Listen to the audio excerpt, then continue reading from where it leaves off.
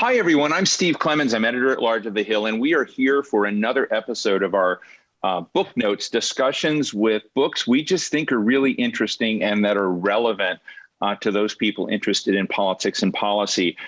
And I am, a little biased in this case because I worked in the United States Senate. I was, told by a mentor there, Steve, you have a choice working up here. You can either be passive, like thousands of other staffers are, or you can become a super staffer and use the mechanisms of government, become an active player on behalf of your boss, Senator Jeff Bingaman, in trying to craft good public policy. And one of those people who has been a mentor and friend of mine for a very long time is Bruce Wolpe, and he is co-author with Bryan Marshall of this great, fascinating new edition of a book that they had released previously called The Committee, a study of policy, power, politics, and Obama's historic legislative agenda on Capitol Hill. And it is a fascinating journey, which we're going to get into in a moment, because this journey is, I got to talk to Bruce's wife who's online here, because it's a journey of Bruce's diary and journal. And I'm just wondering, did they get date? I mean, it's such a full journal of various things, but we're going to get to that in a moment. But let me tell you who we have on here. Professor Bryan Marshall is chair of the Department of Political Science at Miami University. He is, his articles have appeared all over the leading journals of opinion that matter and journals of record within the political science and social science world. But he also worked in the Senate, working for House Majority Whip Jim Clyburn. And so he's also someone very familiar with the typography of the legislative branch of government. And Bruce Wolpe is a senior fellow at the U.S. Studies Center. He's a regular contributor on U.S. politics across all sorts of media platforms in Australia. I mean, he's a big deal in media in Australia. He was on the senior staff of Australia's Prime Minister, Julia Gillard. But where I first met Bruce, he was he and Leslie Russell were both tied to Henry Waxman's political world. And when Henry Waxman came in as chair of the Energy and Commerce Committee, which was complicated for me because I happen to know John Dingell, but Waxman kind of nixed that and put that to an end. But I also very interesting talking to, which we'll get into, John Dingell at a point. I interviewed John Dingell on the day he became the longest serving congressman in the history of the United States. But we reflected on Henry Waxman. We reflected on the positives that come with change. But anyway, it's great to have Bryan and Bruce with us to talk about their book. Their book is available. We made that link available to everyone online. And I think for a lot of folks here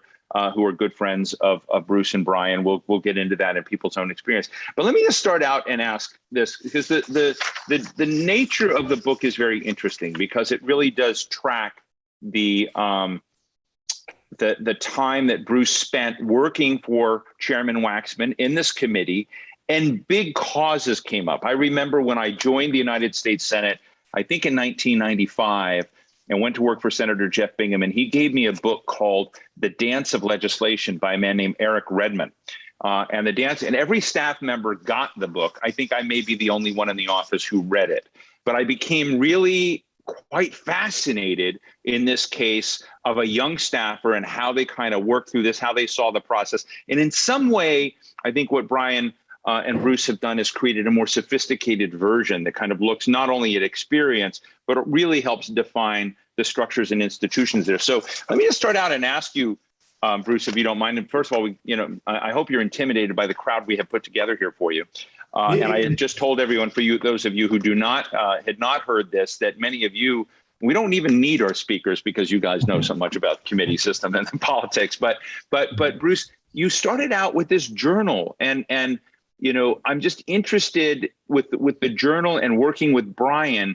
Did you know you were going to take these experiences? Was this something that you had anticipated in advance of kind of going through this journey and looking at it, and then having your journal turned into a political science, track, if you will? Thank you, Steve, so much. Great to be with you, Bryan. Thanks to you. Thanks to the Hill staff. But first, Steve, I want to be you. I want to live so that I am honored in France whenever I arrive in France. And it's just one of the great things. And congratulations on the Amethyst and everything that goes with it.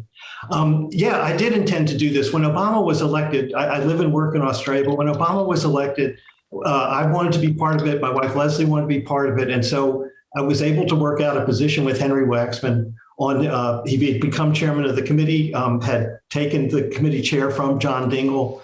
And what was so important was we knew the legislative agenda would be momentous. And I wanted to be in there with it. So I resolved from the airplane that I took back to Washington to start writing a journal and keep a journal every day. So for about 30 minutes every night, I would write about the day's events because there's no way to reconstruct them. You know this, everyone knows this who's worked on the Hill or in the executive branch. To put together what happened days later, things are forgotten. And then to see where it went. And I ended up after 3 years with a journal of about 250,000 words. And I thought that it would capture a president, a committee, the committee process, a chair, and a speaker, and how they did business and what was at stake and what was important and why, so that people would just understand it better. And I was hoping it could get published, but just a raw journal like that, no.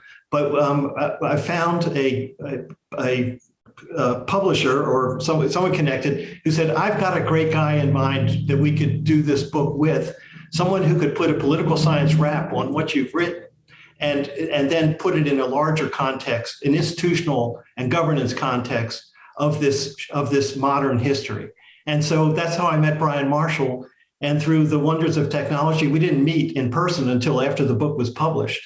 And he's chair in Ohio, but we could put it together. We had just an excellent working relationship, which continues to this day. And so why don't I turn over to Bryan now and what you saw? Well, Bryan, let me just ask you, how much of what Bruce gave you needed to be massaged by you? I mean, how much of it was gobbledygook that, was experience and what Bruce thought was passion and fun?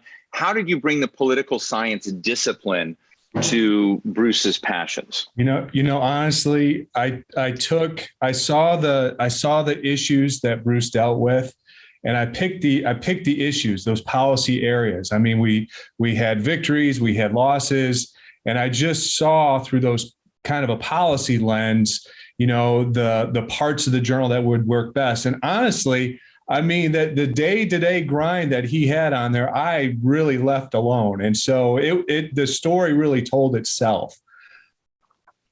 I remember meeting you. Didn't I meet you at Tony Podesta's pizza party? Yes. I mean, I sort of remember that's when this book came onto my screen. I was at Tony Podesta's pizza party, which is another part of the political scene: cocktail parties, pizza parties, or the Podestas. Or sort of this. I mean, Bruce, do I have that right? Yeah, you absolutely do, and there was no pizza left unwanted, so that was pretty good.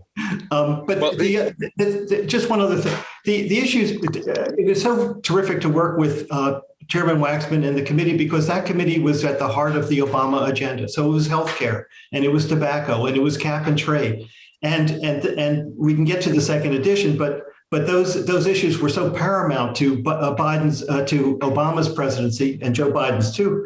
But and to be able to tell a story as to what happened and why, we thought had some value. And it was just I'm so glad that we did it. Well, I say this, knowing Tom Mann is online, and Tom understands, the deep nitty gritty of structure and institutions, but also politics and where they are. But I want to ask you kind of a wonky question, which is you kind of focus on the cap and trade bill efforts, you focused on Affordable Care Act, and you went through these. And to me, it doesn't matter. I think what's powerful about the book, it wouldn't matter if there were, Republican led administration with this or whatever. It's the particular dimensions of how the committee works. I mean, that's the name of the book, which is The Committee. And I'm interested in how you see the role and function of the committee, which I have to tell you, not many people would line up for a program like this. But look at this. I mean, people see the headlines, they see the White House and the presidency, maybe they see it. But when you kind of deep down into the guts and bowels of government and process, what is unique about the committee that our viewers, both today and those who'll be watching this in the future, should understand about the essential role and function of the committee in America's policy realities? Bryan, why why don't we start with Sure. you on that? So, I mean, I think one of the fundamental things that we see kind of themes throughout the book in different policy areas of energy and commerce was how important the committee was in terms of uniting both Democrats and, when possible, Republicans around particular policy issues. And so it really kind of was a microcosm of building a winning coalition. And so, we talk in there about the importance of external coalitions and getting, if we're talking about Affordable Care Act, doctors and hospitals and big pharma and those industries. And how do they interact with the committee? I mean, that sounds like an interest group to me. But I mean, what does the particular about the committee that gives them that organizing function and power? 2 points. First, I think the committee, given its jurisdiction, attracts some of the best members in the House because they want to be in on those issues. And so the quality, not to compare with other committees, but the tenor and quality of the committee membership in the Commerce Committee is routinely excellent. They do hard work. But the real answer to your question is there was drive and purpose here. President Obama knew what he wanted to achieve. Henry Waxman knew what he wanted to achieve. To get the Affordable Care Act passed was the essential element in his career, the highest peak he could climb. And so there was a unity, even though the fractiousness inside the Democratic caucus at that time, the Blue Dogs, if you lost more than 39 votes, 39 Democrats, you could not pass a bill, but you had 39 to work with. So the ability to get them together, there was a line of unity from the speaker to all the committee chairs on the agenda. And so what we see in Nancy Pelosi today is just a more even, refined, reified, high-powered version of where she was 12 years ago. Those great gifts, unique gifts of leadership and knowing where her caucus is and knowing how to bring them together and get the votes done. Oh, Brian, you just mentioned where Nancy Pelosi was 12 years ago. Mitch McConnell was there 12 years ago and in the same role. So what, given, beyond the committee, the power of these two big players who have been present in the system for a long time, what's the same, what's different? Well, I think it's certainly the case that the size of the coalitions for the Democrats right now is an incredibly difficult constraint that, back in the 111th Congress, that the leadership had much more wiggle room. And so, when you're talking about 3 or 4 votes, in your caucus, it's incredible constraint. And of course, you got the Senate on the other side.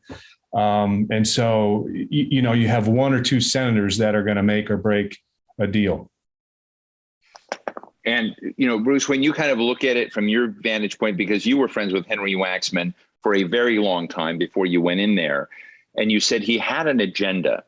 And I'm just interested, not just in the rah, it went so well.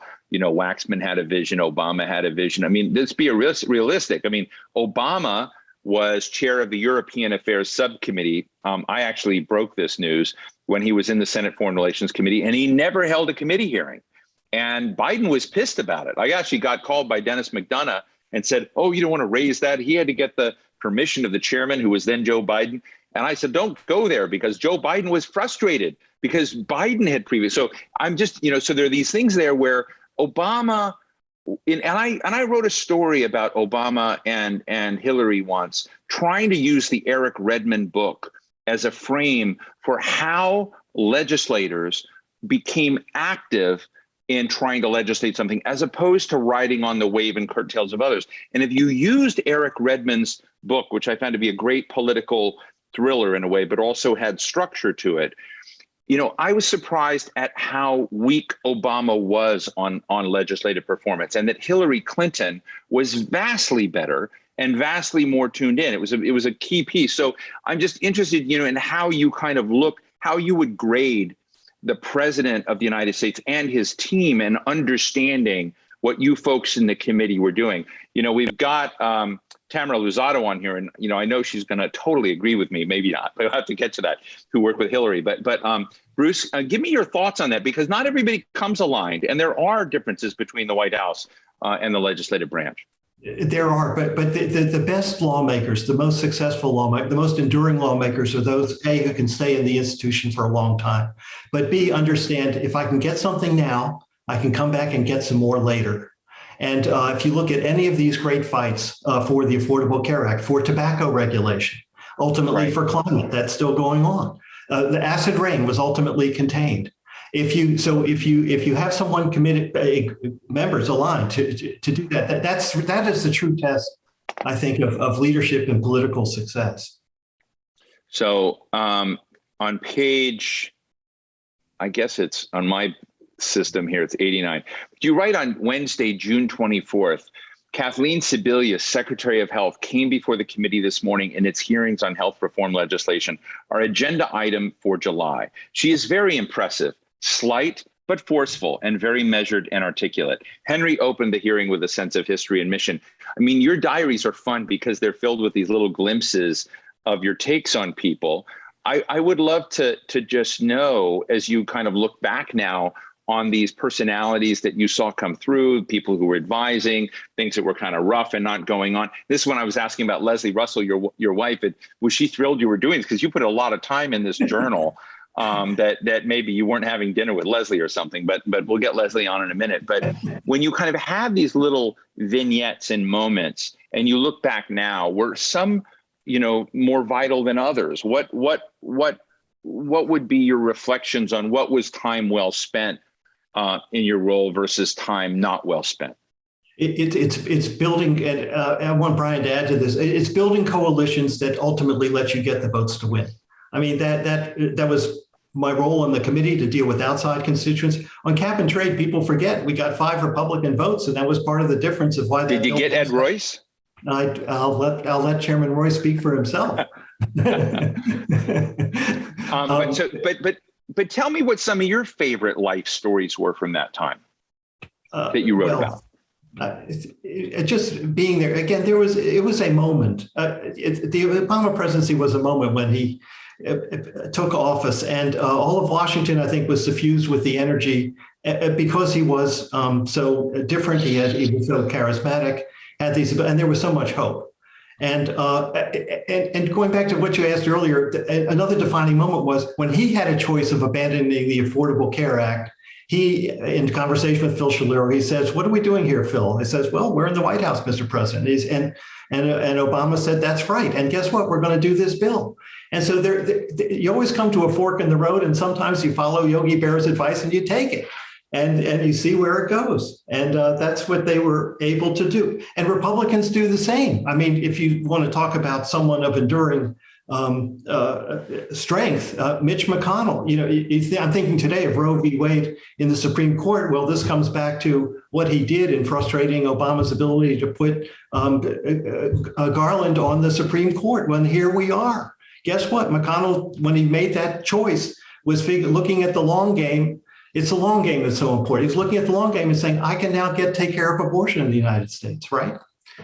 Brian, what would you like to, please? Oh, I just would say, as we're talking about leadership, I remember one of the first days on the Hill, I was taking a breath, and one of the senior staffers said to me, the importance of priorities. And so, all those 256 members in the caucus, you need to know those priorities. That's what we deal with in the leadership. And so there's policy information, of course, you have all that kind of stuff, but you have to also know all the priorities of the caucus. And so that was one of those lessons that just really stuck with me and struck me. Let me ask you another question about this, because we're talking about different phases and period, but there seems to be something different in the water today.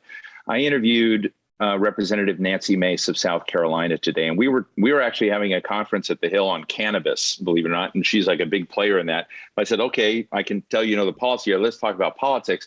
And right now, one of the worst spitting feuds I've seen in a long time between Representative Marjorie Taylor Greene and Representative Nancy Mace, who called her out for bigotry, for conspiracy theories, for racism, for a lot of different dimensions. And so they're going back and forth. And Leader Kevin McCarthy is saying, can't we just all get along? And it just seems to me that from from a temperature mode, and I understand, Ed Royce and others online may have a different perspective, that there's just something different. What I liked about your book going through it is that even with the tug and pull and different views and portions, there still seemed to be an element of civitas that most players recognized, even if agreeing to disagree or arguing that they were in there, that there was still a sense that we're in the same boat. I get the sense that people want to rip apart the flanks of the boat today, and I'm just wondering how both of you see that. Bruce? I think it was still highly partisan, but it was much better than it is today. Today is simply impossible, in my view. I just don't understand the Republican. Unfortunately, I probably do understand the Republican Party and where it's going, and I think it's just a tragedy whose consequences we are living with. And Tom Mann, I think, has some very excellent things to say on that. But you could. The great thing about working on a committee and looking at all the members, you get to know them and get to understand them, understand their thinking, what they care about, and then you can craft a way to talk to them and have them talk back with you to see if, in fact, there was a possibility. I mean, we were always trying to get great Republicans to support aspects of the legislation we were doing. And on the Affordable Care Act, we almost got a couple. On tobacco, you could do real business. On some aspects of cap and trade, you could do business. You had Republican governors like Schwarzenegger who would endorse clean energy legislation. I don't think there's a Republican governor today who would do that. So it is different today, but when you see an opportunity, you got to take it. Do you just, Brian, when you kind of look at the Biden legislative plan, and part of the discussion tonight is to sort of look at, okay, what did Biden learn from either Obama's successes or failures in that time to improve on? How is Biden better prepared or not, given the time that you took a snapshot before versus today? I mean, I think one thing that he's better on is I think there's a real cognizance of the importance of communication, even though that members are going to be out front saying we need more White House communication. They're always going to be doing that. But he took a front row seat with Obama and kind of watching those lapses, and I think how important that communication is. So whether or not he implements on those lessons learned, I'm not sure. But this is why, Steve, we want to do the second edition, and it came together sort of like a solar eclipse as you saw the House with a much diminished majority and the Senate go Democratic and the Democratic president. Suddenly there was alignment, and that had happened 12 years ago, and that's with Obama becoming president, Democratic House, Democratic Senate. So that was really important. The issues were a lot the same. There was the health issue, climate issues, but then some new ones this year, particularly voting rights and racial equity. Racial justice, terribly important. But the strategic imperative, which applied to Obama, applies triply so with Biden. And that is they had to find, given the margins, no votes in the Senate to spare, 4 votes in the House to spare. You have to find unity and win or be absorbed by unbridgeable differences and lose. It's just crystal clear. There is no choice. So how are they doing on that? Well, I think so far so good, but the real test, we're in real time. I mean, can the Build Back Better agenda pass, this year? So the key lesson, I think, from the Obama years for Biden was, and they get it, they're owning it. Go big, go early, and go fast. And go big, make sure that the stimulus program that they needed this year was much bigger than what was done when Obama was president, because that was okay, but it didn't generate the economic growth fast enough. And that meant a lag in jobs, and that haunted Obama through to the 2010 midterms.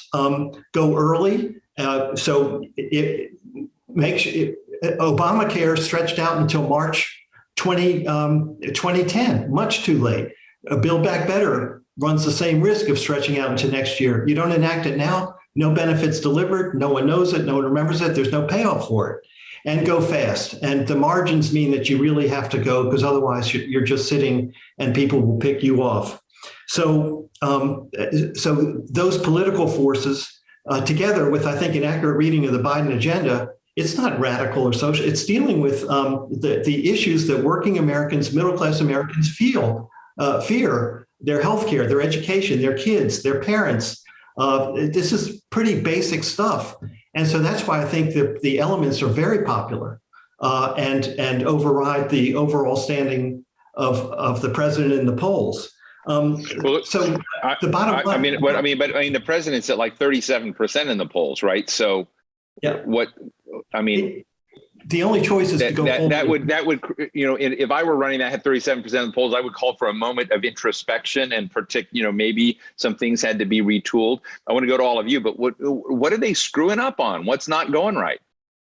Oh, well, I think inflation is really hurting. I think Afghanistan really hurt.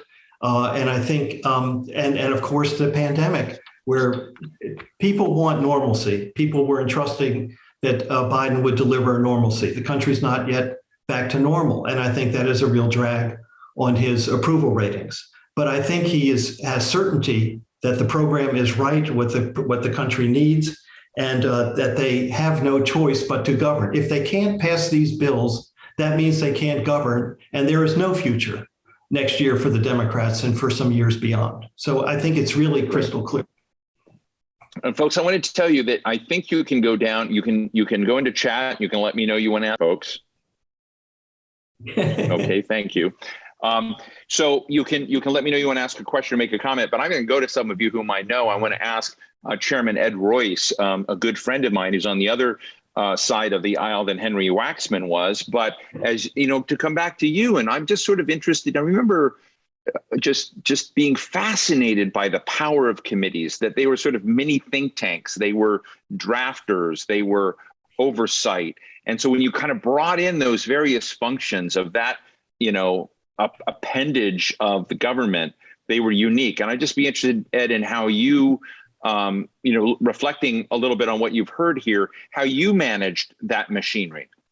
Well, thanks, Steve. I think one of the things you try to do is when you get the gavel, you pull all the members together and you share with them, or I did, Jefferson's original concept here. And when we found that the committee structure was a very important part, especially for the Foreign Affairs Committee, which was the second committee formed for the Republic, he basically set up a set of rules in terms of decorum and in terms of fairness, right? And you have to make it very clear in the outset, if you really want the committee to function well, that you're going to scrupulously follow those rules. You're going to tell the members they cannot travel anywhere or even introduce legislation unless they're doing it together in a bipartisan sense. And, mine was the Foreign Affairs Committee, so when they're going to South Africa, if you have somebody sitting next to you for 14 hours, you're going to learn a lot about their viewpoint, and you're going to treat them with a certain amount of respect. I think our problem, to get to the basic issue here, is the loss of respect. And I think it started with one of the bigger blunders that Congress made, which we haven't gotten to yet. But it's the issue of the way Beijing was able over the last few, maybe generation and a half, to hollow out so many jobs in the United States. And so many Americans saw the inability of Congress to deal with it or figure out a strategy. So when we talk about why people became angry, they're mad because the upward social mobility, which is what Republicans, advocate in terms of the market, or on the other hand, the money to be there for the social safety net that the Democrats stress. I mean, you've got two different philosophies here in terms of how you empower people. But standing in the way is the fact that the economic wealth, the juggernaut that is Beijing, has created a security problem and certainly an opportunity problem with so many high tech and major employers moving there. That's something we should have seen coming, and neither party, in my view, really did, although obviously now it's on everyone's radar. But I think that created the tension among the electorate. That's one of the things that really drove the electorate to feel that we weren't on our game. And I think we've got to get on that game and see what's still on the horizon, because this problem is going to get a lot worse.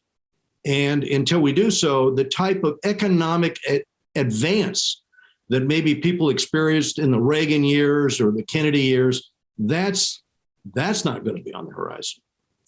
Maybe one of the quick questions, Ed, and I want to jump to Thomas Mann, who saw a lot of this toxicity coming.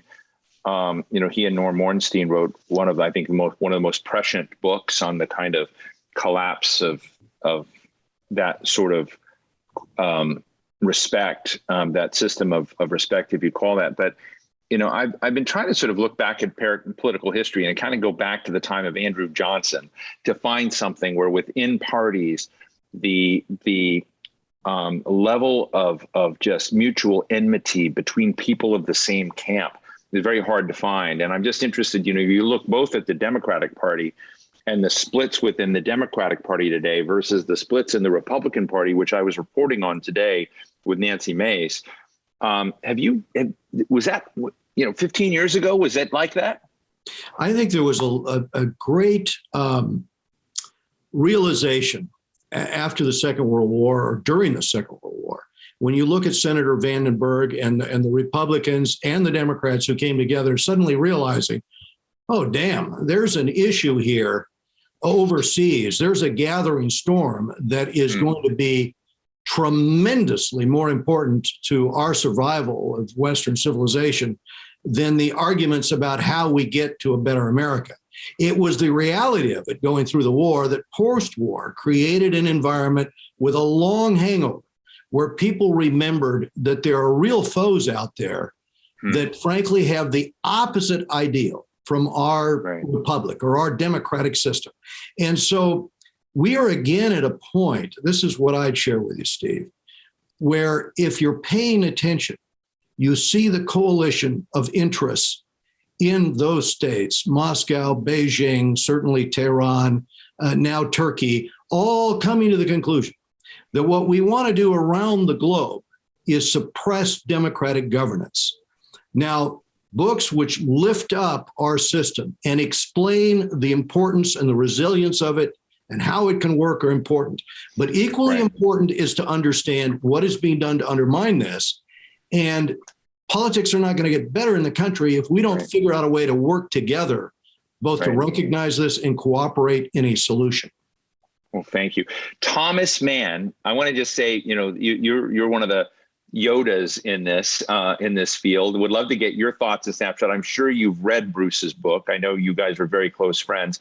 I'd also say one of the things I was looking at when I was skimming the book and diving into certain of the parts of the chapters is that anybody that did what Bruce did in keeping that journal puts themselves in legal jeopardy in today's political environment.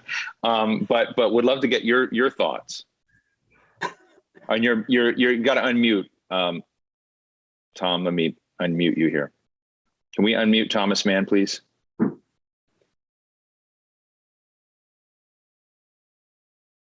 Team, can we please unmute Thomas Mann? I can't unmute him, but I did ask him to unmute. Okay. Tom, you got to unmute yourself. You're still muted. Go to the lower left corner and click the microphone. We're still muted.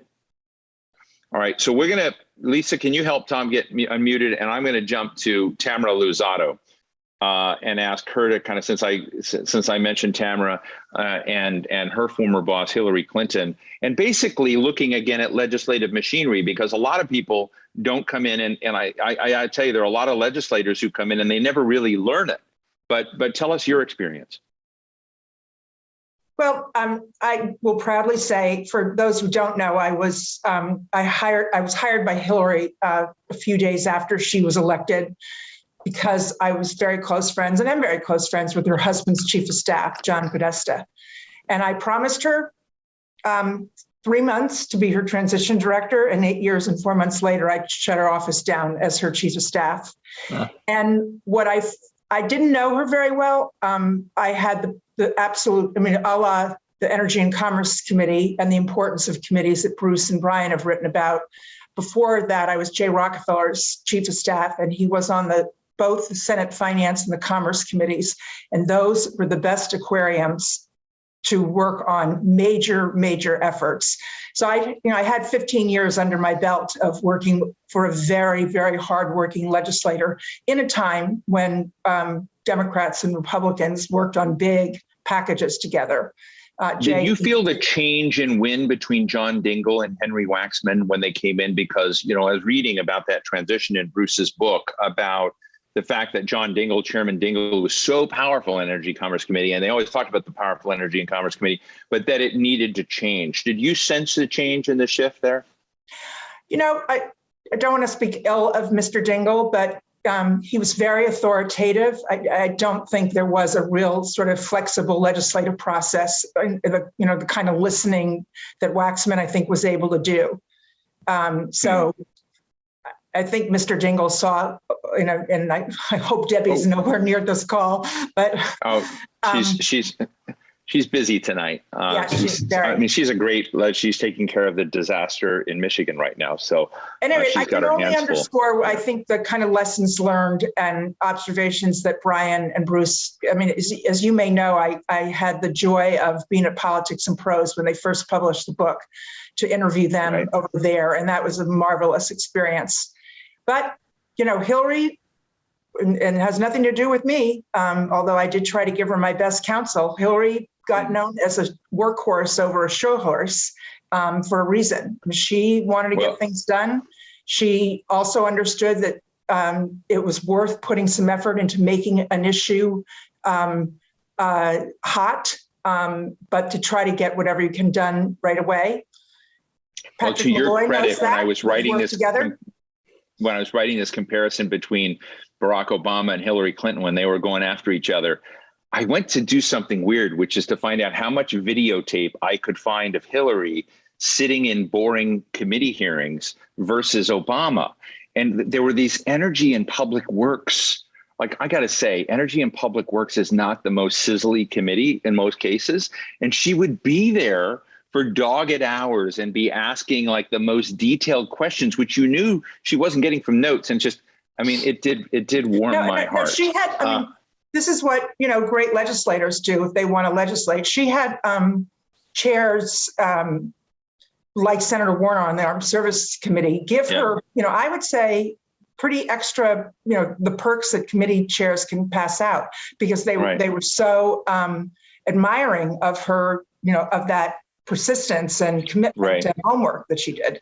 Well, thank you. We've got Thomas Mann back now. Tom, the floor is yours, sir. Sorry about the muting challenge. No, it's my problem. I'm sure it's one of the costs of getting older, Steve. You'll learn it someday. No. Look, I'm on TikTok. I had the good fortune of reading through some of Bruce's diary. It's sort of rich and detailed and interesting. And I think the team that was put together with Brian was terrific. And I was happy to see my copy of the second edition arrive as well.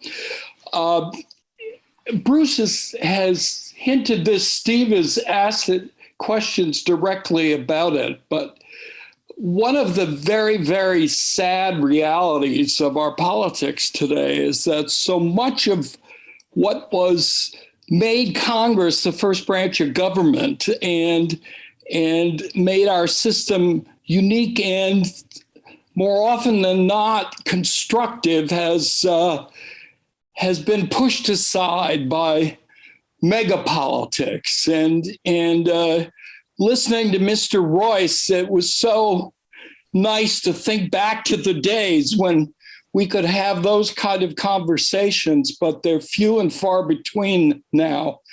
The dozens of Republican members of the House that I knew very well and that are around, but out of the Congress now, are perhaps its biggest critics and are deeply pained by the extent to which their party, which has a noble heritage, has in many respects has been hijacked. And it's, our democracy is at risk. members of Congress on the Republican side who think otherwise share their views privately, but not publicly. They fear for their lives in many cases when they take positions on issues that are central to the political agenda of the parties, and new members have been attracted. About I think a third or more of the Republican members who Bruce and Bryan write about at that time are gone, and a whole lot of new members are in with very different perspectives. And Congress works when its members believe that there is something constructive to do, and the object is not simply to own the libs or own the Dems and win an election, but it's to try to figure out how to govern. And this has been developing for years, but I think Bruce and Bryan were there at a point where it had been underway since before Newt's accession to the speakership in 1994. But it was really during that period you write about, Bruce, that it really took on a different character. Obama, campaigned on "We are the United States of America," but discovered very soon that, alas, we were not, and it was changing more and more.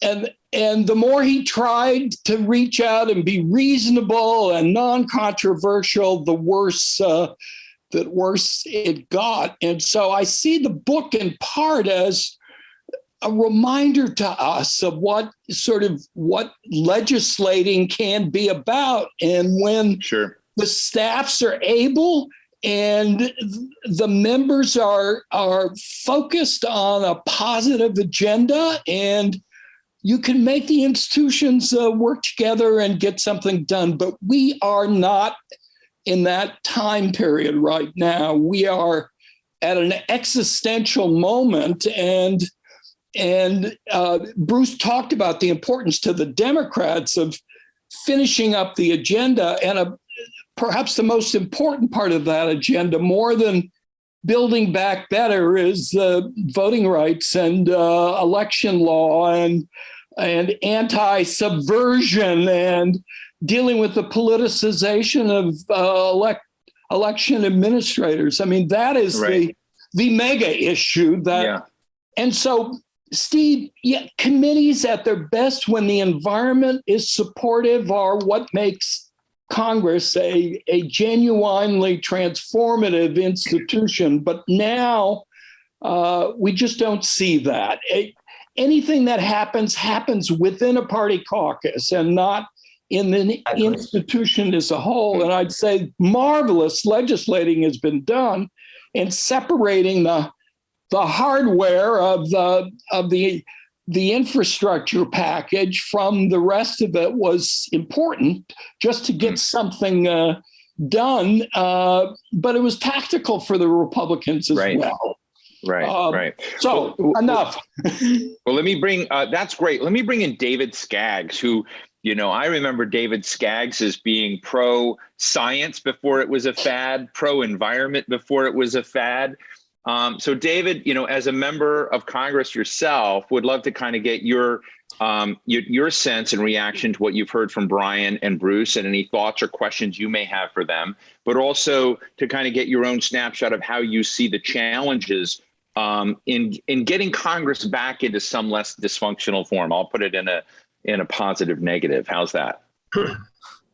Yeah, sure. I wish I had some profound insights. It's great to see Bruce and Ed and Tom Mann, and there may be others on the call, I know. Anyway, enough of those nods toward graciousness with these colleagues. What is on my mind mostly these days is how to save the Biden presidency, which is, I think, related to a lot of what Bruce was saying about the importance of going big and early and fast. And what bewilders me is the lack of appreciation or willingness to deal with reality on the part of several of the main players. which is unless we get these big bills done, you can kiss off any prospect for either a productive next Congress, much less a Democratic presidency. And so I am bewildered, not being in the middle of it anymore, why Democrats in the House and the Senate continue to snipe at each other rather than realizing that, you know, the imperative is to get this stuff done. And for Joe Manchin and Kristen Sinema to be playing games with this agenda when their future utility and the utility of a Democratic majority in the Congress is hanging in the balance. You know, it's time to cut the crap and make some deals and get on with it.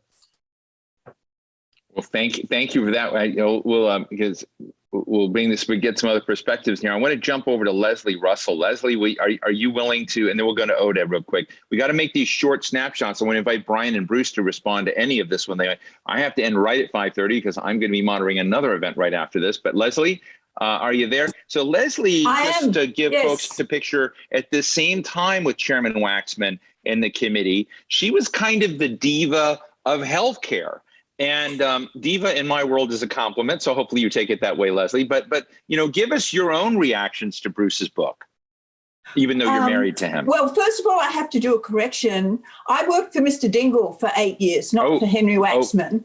Oh, there you go. There's always been an it's even more dramatic than I thought. Political relations in our family, and whilst Bruce was working on the Hill, involved in the Obama agenda there, I was working at Center for American Progress, then later for the U.S. Surgeon General on efforts to, first of all, get Obamacare passed. We weren't allowed to call it Obamacare in those days, if you remember, and then to enact it, particularly the prevention measures. So I saw what Bruce was doing as very much an exercise in decompression every day. It helped keep him sane. And I might add that Leslie, did you keep your own journal? Only very sporadically, and it's nowhere near as informative. Right. And I should add that he did not allow me to read his journal until, in fact, we were back in Australia and our Obama adventure was over. But I did find it, because I myself had worked on the Hill and had learned through my time with Mr. Dingle to appreciate not just the substance of what you were passing, but the whole procedural enactments.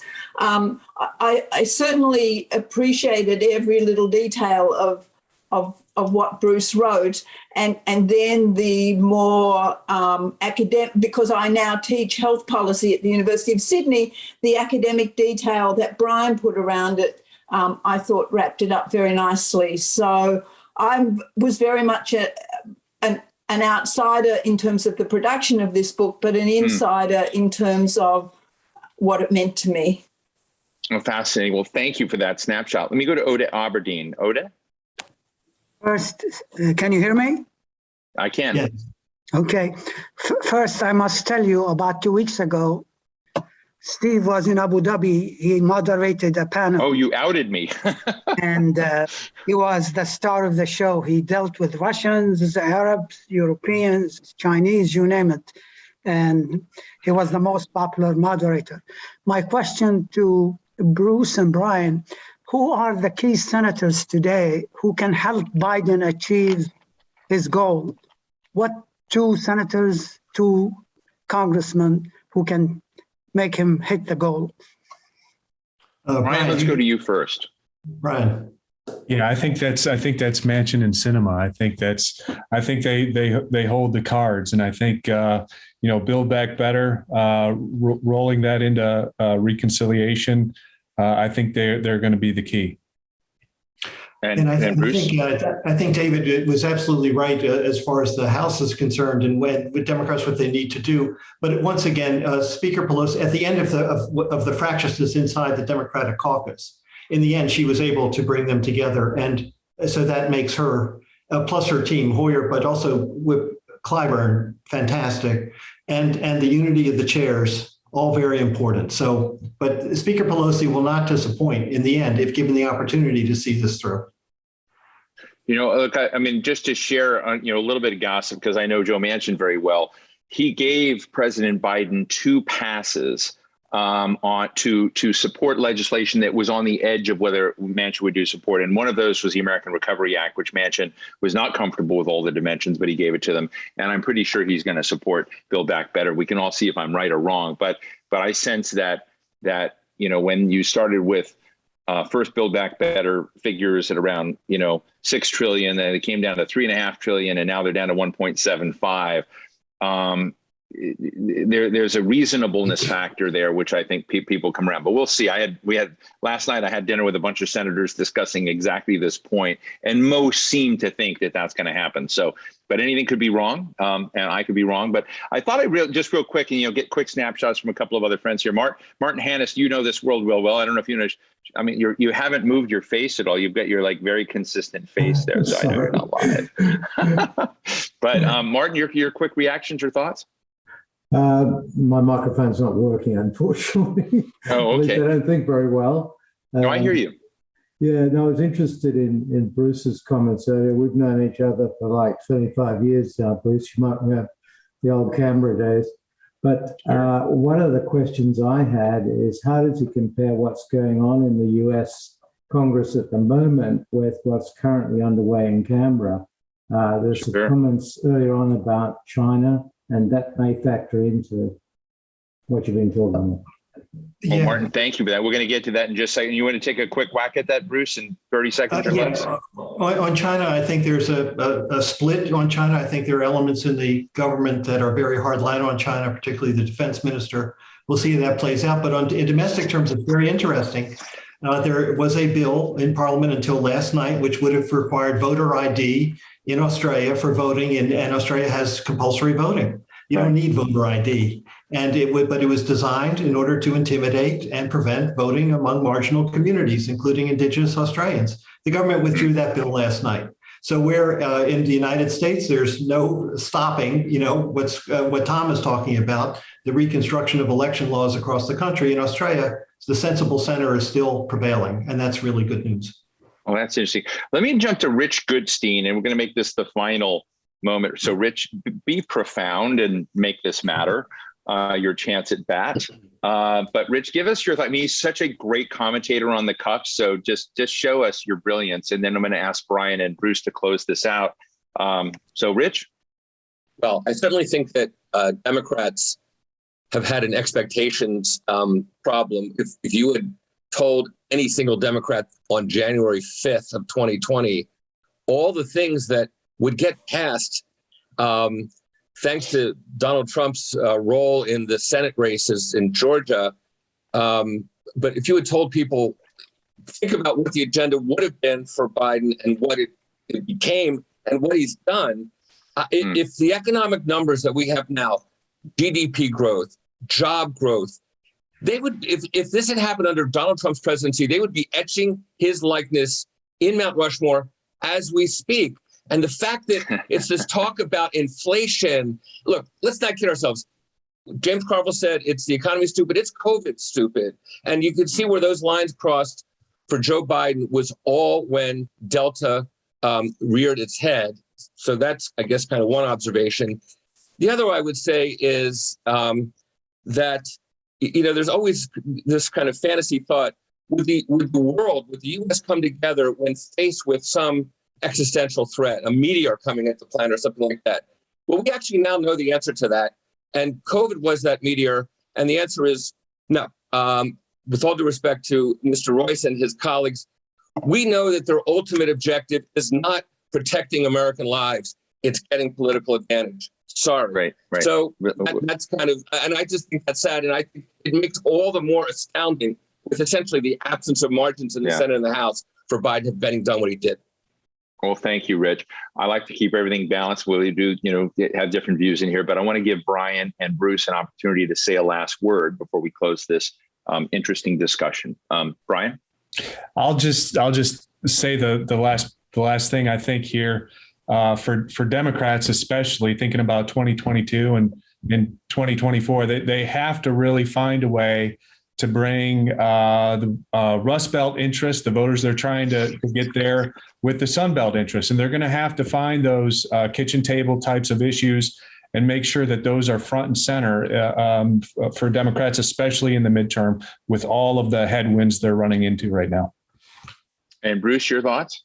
Yes, the lessons from the Obama years we put in our forward, and we wrote it in April, and it's still true. And the lessons for right now are pass, build back better. There are going to be two moments of truth: the Senate passing it, and then it comes back to the House. It will be much less than pass the House. The House simply has to pass it. And then going back to something that Tom said, there has to be an attack on the filibuster. I predict and hope for votes on Christmas Eve to test the rules in the Senate on the filibuster. And if they fail, you come back on New Year's Eve. And if you fail, you come back on Martin Luther King weekend. And you just break it down. And that will be the measure of success or failure for President Biden and the Democrats. And even if Democrats lose the midterms, including the Senate and so forth, well, let's look beyond that. We have the election of 2024, and it's going to be a bunch of extremist Republicans against one hell of an agenda. So that's worth it. So I will just say, I want to thank you both. I want to thank Bryan Marshall and Bruce Wolpe. I'm just saying, because if we had more time, which unfortunately we don't have today, I would ask you about a Ruth Marcus column that ran in the Washington Post, that if the filibuster as it's structured right now were to go, it listed in order all of the things a Republican-led Senate would quickly overturn.